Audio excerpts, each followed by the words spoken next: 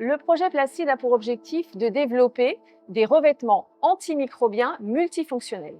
Pour certaines applications, on a en effet besoin que les surfaces puissent empêcher la prolifération des bactéries ou des virus ou même les détruire. Et on souhaite que cette propriété soit couplée à d'autres, comme par exemple l'anti-abrasion ou que les surfaces puissent être résistantes aux rayures. Le projet Placide est financé dans le cadre de la R&D Matex. Il rassemble deux laboratoires académiques, le GREMI, où nous sommes aujourd'hui, et l'ICMN, et nous travaillons en partenariat avec le Centre de recherche et développement du groupe Safran. Dans notre cas, les conditions extrêmes, en fait, c'est la soumission des surfaces aux bactéries et aux virus. Ce projet s'appelle Placide puisque nous allons mettre au point des revêtements bactéricides et virucides en utilisant des procédés plasma. Ce sujet de recherche a débuté à la suite de discussions avec nos collègues de Safran. Et notamment, à Issoudun, il y a la société Safran Site qui développe des éléments pour les cabines d'avion. Et ils aimeraient avoir des revêtements que l'on peut mettre sur différents matériaux à différents endroits de la cabine pour éviter la transmission des microbes et des virus via les surfaces. La difficulté dans ce projet, c'est de coupler une action à la fois sur les bactéries et sur les virus, puisqu'on veut que ça soit antimicrobien. Ce sont des micro-organismes qui ont des tailles très différentes. Il faut donc des stratégies différentes pour les détruire ou empêcher leur prolifération. Ça signifie qu'on contrôle la chimie du matériau et également sa morphologie, puisque certains motifs permettent d'endommager par exemple les membranes des bactéries. Pour ce qui est de la chimie, nous avons décidé de travailler sur des alliages multi-élémentaires. Nous allons en réaliser des revêtements par la méthode de pulvérisation plasma. Nous allons mettre notamment des éléments chimiques connus pour leur activité antimicrobienne ou antivirale, comme le cuivre. Pour contrôler ensuite la morphologie de la surface, nous ferons appel à des traitements par laser, ce qui permet d'induire une certaine rugosité et de provoquer donc la rupture des membranes des bactéries. Donc, dans ce projet, on cherche à établir la relation entre les paramètres d'élaboration des revêtements par pulvérisation plasma magnétron aux caractéristiques physico-chimiques des films qui déterminent, elles, leurs propriétés. Et ce qui nous intéresse plus particulièrement, comme je l'ai dit, c'est la propriété antibactérienne. C'est donc sur cette activité antibactérienne que l'on va sélectionner les meilleurs revêtements.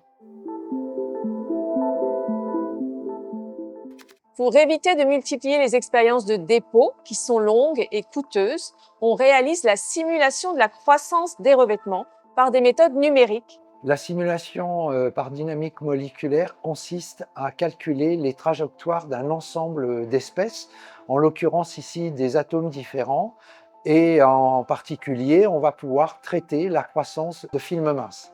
Alors comment cela fonctionne? On va se définir une boîte de simulation dans laquelle il y a le substrat, on a choisi le silicium comme pour les expériences, et on va injecter des atomes les uns après les autres avec une particularité dans le projet qui est de tenir compte des conditions qui règnent dans l'expérience. Comme c'est un procédé de pulvérisation, la distribution des vitesses des atomes est très particulière et l'originalité du travail qui est fait, c'est d'attribuer aux atomes qui arrivent sur la surface la bonne distribution de vitesse. Ces simulations permettent donc, in fine, de déterminer les propriétés structurales du film, morphologie, composition et structure cristalline. Donc pour élaborer nos revêtements, on utilise ce qu'on appelle la pulvérisation cathodique. C'est une méthode de dépôt sous vide dans laquelle on va introduire de l'argon pour former un plasma d'argon qui va venir arracher de la matière première à différentes cibles où on a nos éléments métalliques, dont le cuivre, et les atomes de ces différentes cibles vont venir se déposer sur la surface à revêtir. Donc on va pouvoir modifier la composition de notre revêtement en adaptant la puissance des cibles et l'épaisseur avec le temps de dépôt. Donc suite au dépôt, on va pouvoir contrôler par MEB, donc microscope électronique à balayage, la morphologie de notre surface et sa densité ainsi que la composition globale de notre couche. Et on va contrôler l'extrême surface de nos échantillons à l'XPS, à l'ICMN. Alors, l'intérêt pour le projet de faire des mesures XPS et notamment à l'ICMN, c'est de pouvoir donner des informations qui sont des informations de surface, d'extrême surface, qui sont d'ordre d'état chimique ou de composition, Et ces informations pourraient ensuite être reliées avec les propriétés bactéricides ou virucides de ces revêtements.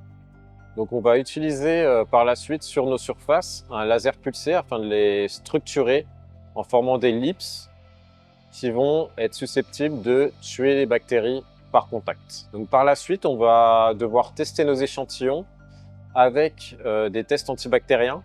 Donc ça se passe ici au Grémy, on a un petit laboratoire dans lequel on va pouvoir faire des tests avec la bactérie Escherichia coli. Les tests consistent à mettre en interaction une solution bactérienne connue avec nos surfaces, et ce pendant plusieurs jours, afin de regarder si les bactéries se développent ou non en contact.